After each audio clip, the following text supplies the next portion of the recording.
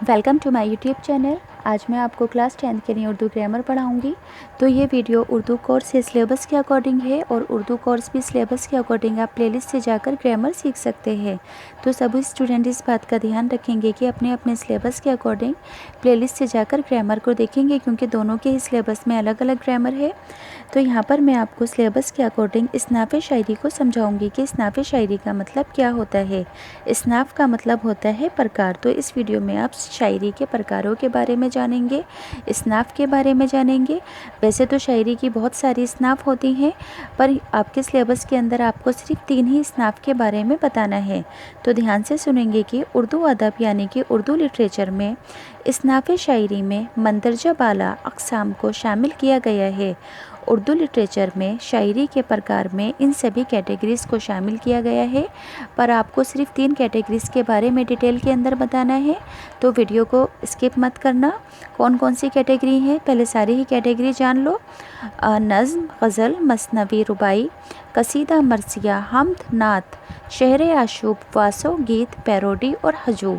तो ये सब क्या है, शायरी के प्रकार हैं। तो आपको एग्ज़ाम में नज़्म, कसीदा और मरसिया के बारे में बताना होगा। तो इससे पहले वाली वीडियो में मैंने कसीदे के बारे में बताया था। अब इस वीडियो में मैं आपको मरसिया के अक़साम और मरसिया का मतलब समझाऊंगी कि मरसिया किसे कहते हैं। तो यहाँ पर मैं आपको मरसिया के बारे में समझाऊंगी कि मरसिया किसे कहते हैं। पहले ज़ुबानी तौर पर समझा देती हूँ ताकि आपका कंसेप्ट क्लियर हो जाए। मरसिया का मतलब होता है कि मरसिया ऐसी नज़्म को कहते हैं। मरसिया नज़्म की ही एक कैटेगरी है। तो मरसिया उस नज़्म को कहते हैं जो कि मरने वाले की तारीफ़ के अंदर लिखा जाता है। और मरसिया कौन सी नज़्म को कहते हैं, ऐसी नज़्म को मरसिया कहते हैं जो कि मरने वाले की तारीफ़ के लिए लिखा जाता है। और ये अरबी ज़बान के लफ्ज़ रिसा से बना है। तो यहाँ पर मैं आपको डिटेल में समझाती हूँ कि मरसिया का मतलब क्या है। वैसे ज़ुबानी तौर पर समझा दिया है।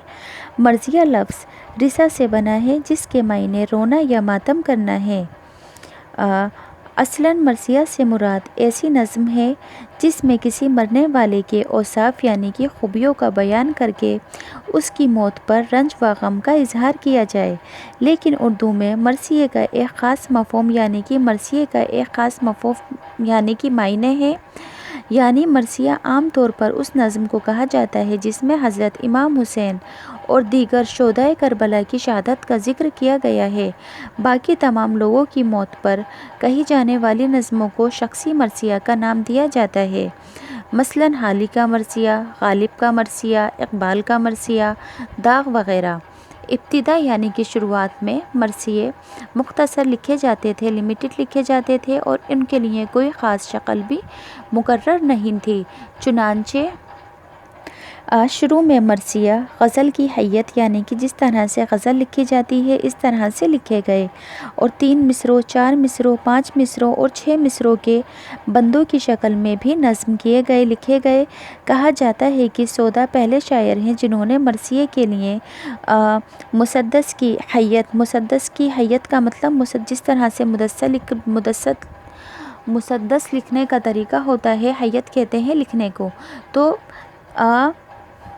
सौदा पहले ऐसे शायर हैं जिन्होंने मरसिए के लिए मुसद्दस हैयत इस्तेमाल की।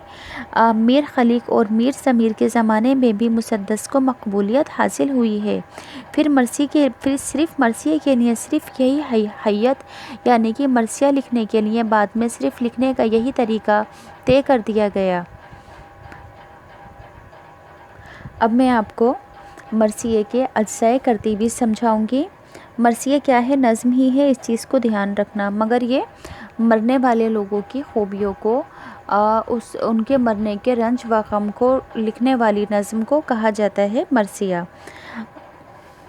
मीर ज़मीन ने मरसिया के अज्ज़ाए तरकीबी बताए हैं जो कि कुछ इस तरह से हैं। यानी कि किसी भी मरसिए की कौन कौन से अज्ज़ाए तरतीबी होते हैं, उन्हें किस तरह से लिखा जाता है। ये बात किसने तय की है, किसने लिखी है, मीर ज़मीर ने। पहला है चेहरा। चेहरा मरसिए की तमहीद को कहते हैं, यानी कि इसमें शायर ایسے مختلف مضامین لکھتا ہے، نظم کرتا ہے جن کا مرثیے کے اصل موضوع سے براہ راست کوئی تعلق نہیں ہوتا، جیسے کہ صبح کا منظر، رات کا سماں، گرمی کی شدت، دنیا کی بے ثباتی، سفر کے مصائب، اپنی شاعری کی تعریف، حمد نعت اور منقبت وغیرہ۔ مرثیہ کے اندر چہرے کا مطلب کیا ہوتا ہے؟ یعنی کہ تمہید کی طرح سے لکھنا، جب کسی بھی نظم کو اس کے اصل موضوع سے شروع نہ کر کے دوسرے اشعار اصل موضوع کے شروع ہونے سے پہلے لکھ دیے جاتے ہیں، اسے تمہید کہتے ہیں۔ تو یہاں پر چہرے کے مرثیہ کے اندر چہرہ مرثیہ کی تمہید کو کہتے ہیں۔ یہاں پر شاعر اصل موضوع سے ہٹ کر اصل موضوع سے براہ راست اس کا کوئی تعلق نہیں ہوتا ہے، جیسے کہ صبح کا منظر، رات کا سماں وغیرہ۔ سراپا، اس میں مرثیے کے ہیرو کے قد و قامت، خد و خال اور دیگر اوصاف، دیگر خوبیوں کا بیان کیا جاتا ہے۔ رخصت، اس حصے میں ہیرو کو میدان جنگ میں جانے کے لیے حضرت امام حسین رضی اللہ عنہ سے اجازت لیتے ہوئے اور تمام عزیزوں سے رخصت لیتے ہوئے دکھایا جاتا ہے۔ آمد، اس جزو میں ہیرو کے گھوڑے پر سوار ہو کر شان و شوکت کے ساتھ میدان جنگ میں آنے کی منظر کشی کی جاتی ہے، تو اسے مرثیہ میں آمد کہتے ہیں۔ رجس، ہیرو اپنے خاندان کی تعریف، اپنے بزرگوں کے کارناموں کا ذکر اور جنگ کے معاملات میں اپنی مہارت اور بہادری کا بیان کرتا ہے۔ دشمن کی فوج کے جس پہلو ان سے مقابلہ ہوتا ہے وہ بھی اپنے اور اپنے اسلاف کی بہادری کا بیان کرتا ہے، تو اسے کیا کہتے ہیں مرثیہ کے اندر؟ رجس۔ اب نیکسٹ ہے جنگ۔ ہیرو مقابل فوج یعنی کہ اپنے جو اس کے سامنے لڑ رہے ہوتے ہیں اس کے ورود ہیرو مقابل فوج کے کسی نامور پہلوان سے یا پوری فوج سے بڑی شجاعت اور بہادری کے ساتھ لڑتا ہے۔ جنگ کے ضمن میں ہیرو کی تلوار اور گھوڑے کی تعریف بھی کی جاتی ہے۔ 7 ہے شہادت۔ ہیرو میدان جنگ میں داد شجاعت دیتے ہوئے بالآخر دشمنوں کے ہاتھوں سے زخمی ہو کر شہید ہو جاتا ہے۔ مرثیہ کے اس جزو میں اس شہادت کا بیان انتہائی مؤثر انداز میں کیا جاتا ہے تاکہ قاری کا پڑھنے میں انٹرسٹ یا سننے میں انٹرسٹ بنا رہے۔ نیکسٹ ہے بین۔ یہ مرثیہ کا آخری جز ہوتا ہے۔ کچھ لوگ اسے علیحدہ جز شمار نہیں کرتے بلکہ شہادت کے اندر ہی شامل کرتے ہیں۔ اس آخری حصے میں منظر کی تصویر کشی کی جاتی ہے جب ہیرو کی لاش پر اس کے عزیز، بالخصوص عورتیں، اس کی خوبیوں کو بار بار بیان کر کے روتی ہیں۔ مختلف اعضاء کے جذبات فنکارانہ انداز میں پیش کیے جاتے ہیں۔ مرثیہ کے آخری 2 اجزاء یعنی کہ شہادت اور بین اس کے خاص موضوعات ہیں۔ آگے ہے کہ انیس اور ان کے پیروں کے مرثیوں میں بھی یہ اجزاء عام طور پر دیکھنے کو ملتے ہیں، لیکن یہ ضروری نہیں ہے کہ ہر مرثیے میں یہ تمام اجزاء ہوں اور اسی ترتیب کے مطابق لکھے گئے ہوں۔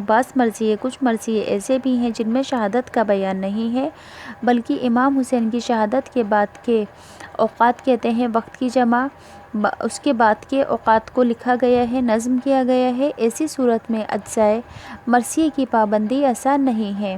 ہمارے زمانے میں اردو مرثیے کی مختلف شکلیں سامنے آتی ہیں، جیسے کہ مسدس کے علاوہ مثنوی، غزل، آزاد نظموں کی حیتوں میں بھی مرثیے کہے گئے ہیں۔ حیت کا مطلب ہوتا ہے لکھنا، تو یہاں پر مرثیے کس طرح سے لکھے گئے ہیں؟ مسدس، مثنوی اور غزل کی طرح بھی لکھے گئے ہیں۔ اب اگر آپ کو یہ ویڈیو آپ کے لیے یوزفل لگتی ہے تو پلیز چینل کو سبسکرائب کر دو۔